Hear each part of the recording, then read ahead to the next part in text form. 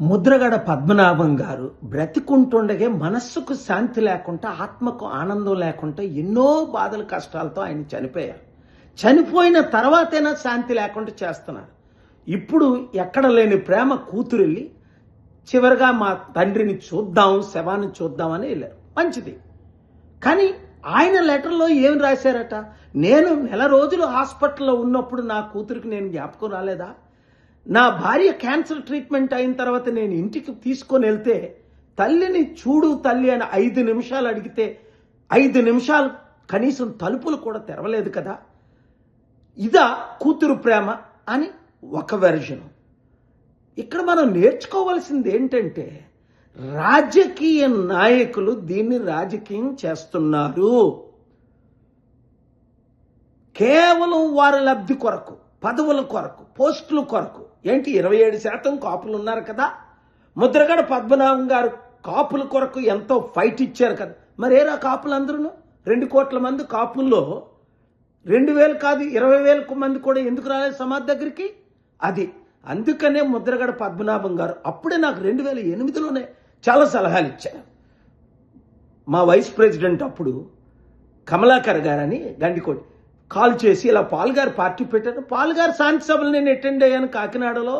అంత గొప్ప ఆయన పార్టీ పెట్టడం చాలా మంచిది. ఆయన రాష్ట్రానికి ముఖ్యమంత్రి అయితే రాష్ట్రం బాగుపడుతుంది, దేశానికి ప్రధానమంత్రి అయితే దేశమే బాగుపడుతుంది. 200 దేశాల ద్వారా ఆయన ఇన్వెస్ట్మెంట్లు తీసుకొస్తారని చాలా ఇంటికి ఆయన గురించి నాకు అంత పరిచయం లేదు. ఆ తర్వాత 2-3 సార్లు మాట్లాడడం తప్ప. కానీ ఆయన కోరిక నెరవేరలేదు కదా. 27% ఉన్న కాపుల కొరకు ఆయన ఎంత ఫైట్ ఇచ్చారు. ఏరా కాపులందరూ? అప్పుడే అన్నారు నాతో, కాపులకి ఐకమత్యం లేదండి, ఇలా అమ్ముడుపోతారని. అదే జరిగింది. రాజకీయ వాళ్ళ పార్టీలు పదవుల కొరకు ఇప్పుడు చనిపోయిన తర్వాత కూడా రచ్చ చేస్తున్నారే తప్ప. కాపులారా ఒకటి గమనించండి, ముద్రగడ పద్మనాభం కోరిక ఏంటి? 27% కాపులు ఉన్న వారు ఎందుకు ముఖ్యమంత్రి కాకూడదు? ఏ 3% ఉన్నోళ్ళే 5% ఉన్నోళ్ళే మనల్ని ఏలాల 70-80 సంవత్సరాలు. రెండోది, కాపులకి ఎందుకు ఐకమత్యం లేదు? 3, ఈ కాపులు ఎందుకు ఈ నాయకులందరూ అమ్ముడుపోవాలి? ఒకడు ఆ పార్టీకి, ఒకడు ఈ పార్టీకి మన ఓట్లన్నీ తీసుకెళ్ళి. కనుక ముద్రగడ మీద ప్రేమ ఉన్న ప్రతి ఒక్కరూ, ఆయన ఆత్మశాంతి కోరుకున్న ప్రతి ఒక్కరూ ఇప్పుడైనా ఏకము కండి. ఎస్, 60% ఉన్న మన బీసీలు ఎందుకు ముఖ్యమంత్రి కాకూడదు? 27% ఉన్న మన కాపులు ఎందుకు ముఖ్యమంత్రి కాకూడదు? కేవలం కుటుంబ కుల పాలనే నడపాలా? ఇంకెంతకాలం ఈ అవినీతి? ఇప్పుడు కూడా శవ రాజకీయాలు చేస్తున్నారే. ఆయనను ప్రేమించిన ప్రతి ఒక్కరూ కులాలకు మతాలకు అతీతంగా నేను ప్రజాశాంతి పార్టీ పెట్టాను.